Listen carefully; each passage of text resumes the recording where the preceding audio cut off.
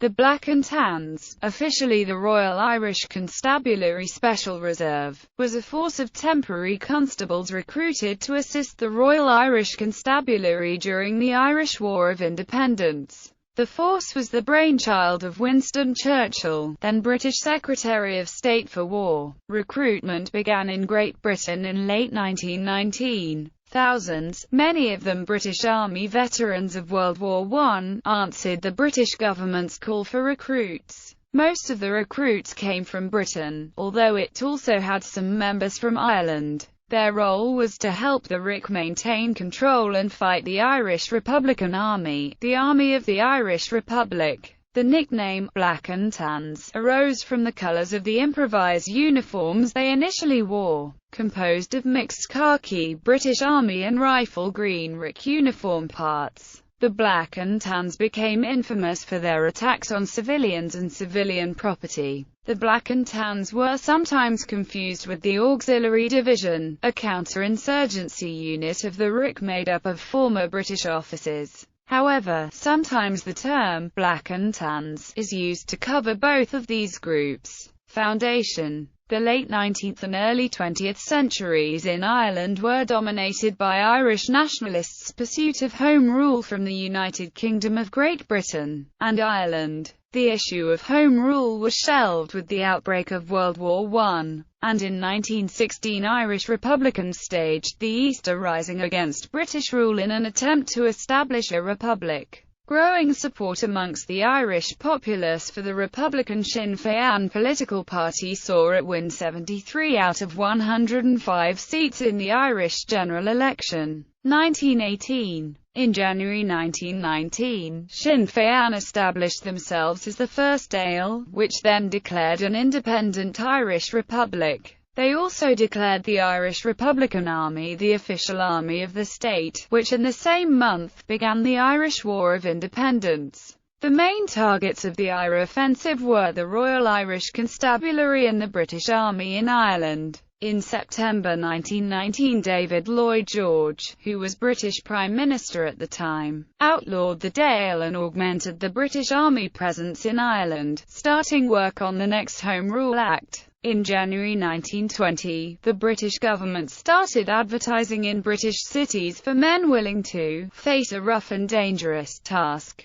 helping to boost the ranks of the RIC in policing an increasingly anti-British Ireland. There was no shortage of recruits, many of them unemployed First World War Army veterans, and by November 1921 about 9,500 men had joined. This sudden influx of men led to a shortage of RIC uniforms, and the new recruits were issued with khaki army uniforms and dark green RIC or blue British police surplus tunics, caps and belts. These uniforms differentiated them from the British Army and the regular RIC, and gave rise to the force's nickname. Christopher O'Sullivan wrote in the Limerick Echo on 25 March 1920 that, meeting a group of recruits on a train at Limerick Junction, the attire of one reminded him of the Scarteen Hunt, whose Black and Tans nickname derived from the coloration of its Kerry Beagles. Ennis comedian Mike Nono elaborated the joke in Limerick's Theatre Royal, and the nickname soon took hold,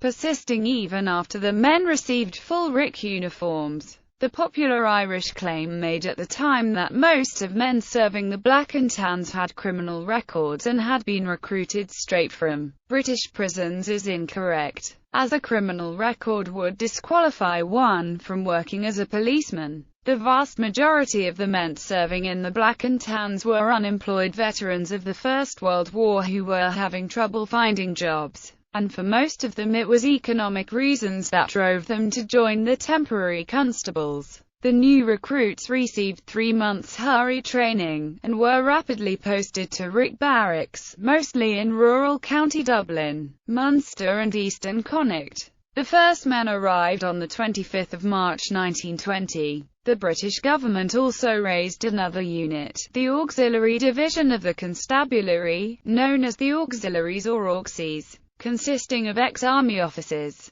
The Black and Tans aided the auxiliaries in the British government's attempts to break both the IRA and the Dáil. The Blacks and Tans were meant to back up the RIC in the struggle against the IRA, playing a defensive reactive role, whereas the role of the Auxies were those of heavily armed, mobile units meant for offensive operations in the Irish countryside intended to hunt down and destroy IRA units. At least part of the infamy of the Blacks and Tans is undeserved, as many of the war crimes attributed to the Blacks and Tans were actually the work of the Auxies. Conduct. Temporary constables were paid the relatively good wage of 10 shillings a day, plus full board and lodging. With minimal police training, their main role was to increase the strength of police posts, where they functioned as sentries, guards, escorts for government agents, reinforcement to the regular police, and crowd control. They mounted a determined counter-insurgency campaign. They and the Auxies became known as Tudor's Toughs after the police commander, Major General Sir Henry Hugh Tudor. They were viewed by Republicans as akin to an army of occupation because of these duties.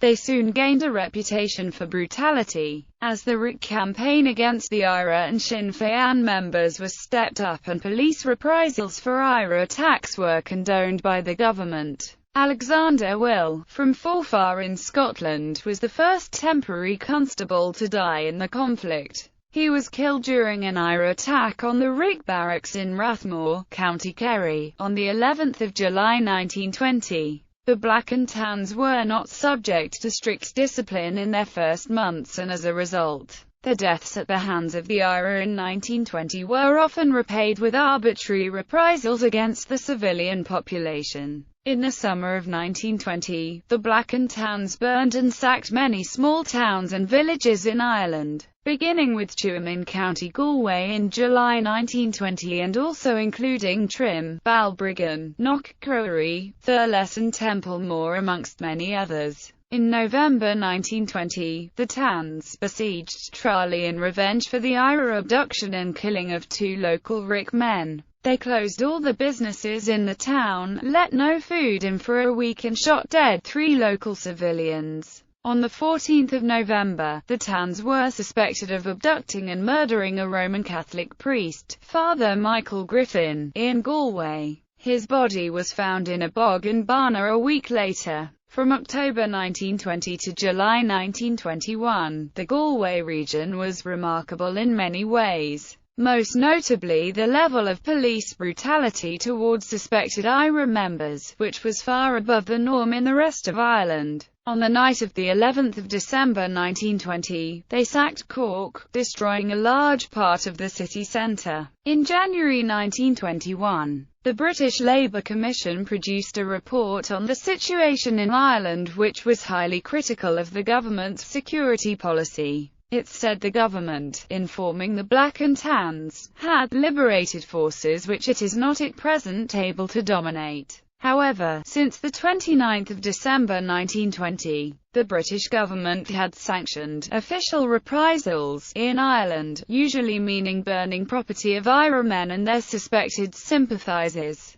taken together with an increased emphasis on discipline in the RIC. This helped to curb the random atrocities the Black and Tans committed since March 1920 for the remainder of the war, if only because reprisals were now directed from above rather than being the result of a spontaneous desire for revenge. Many of the activities popularly attributed to the Black and Tans may have been committed by the Auxiliary Division, and some were committed by regular RIC men. For instance, Thomas MacCurtain, the mayor of Cork, was assassinated in March 1920 by local RIC men, and the shooting dead of 13 civilians at Croke Park on Bloody Sunday was also carried out by the regular RIC. Although a small detachment of auxiliaries were also present, most Republicans did not make a distinction, and Black and Tans was often used as a catch-all term for all police groups. Government policy in reaction. The actions of the Black and Tans alienated public opinion in both Ireland and Great Britain.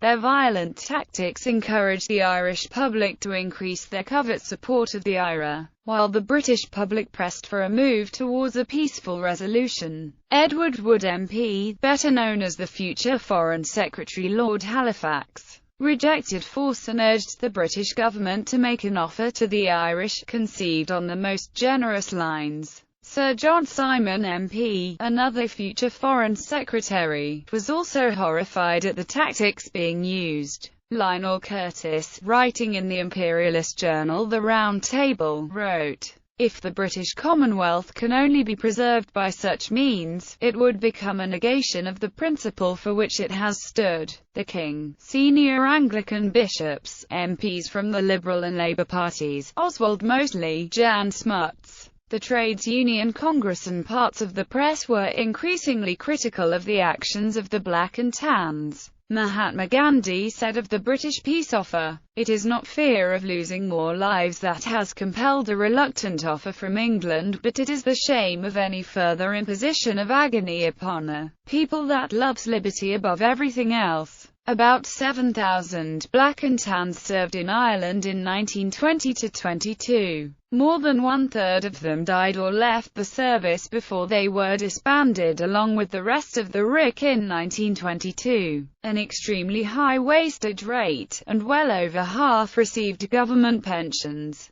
A total of 404 members of the Royal Irish Constabulary died in the conflict and more than 600 were wounded, but it is not clear how many of these were pre-war RIC men and how many were Black and Tans or auxiliaries. Those who returned to civilian life sometimes had problems reintegrating. At least 2 former Black and Tans were hanged for murder in Britain and another wanted for murder committed suicide before the police could arrest him. Legacy. Due to the ferocity of the Tans' behavior in Ireland and the numerous war crimes they committed, feelings continue to run high regarding their actions. Black and Tan, or Tan, remains a pejorative term for the British in Ireland, and the reputation of the Tans is still hated in Ireland. The term can still stir bad reactions because of their remembered brutality. One of the best-known Irish Republican songs is Dominic Behan's "Come Out Ye Black and Tans."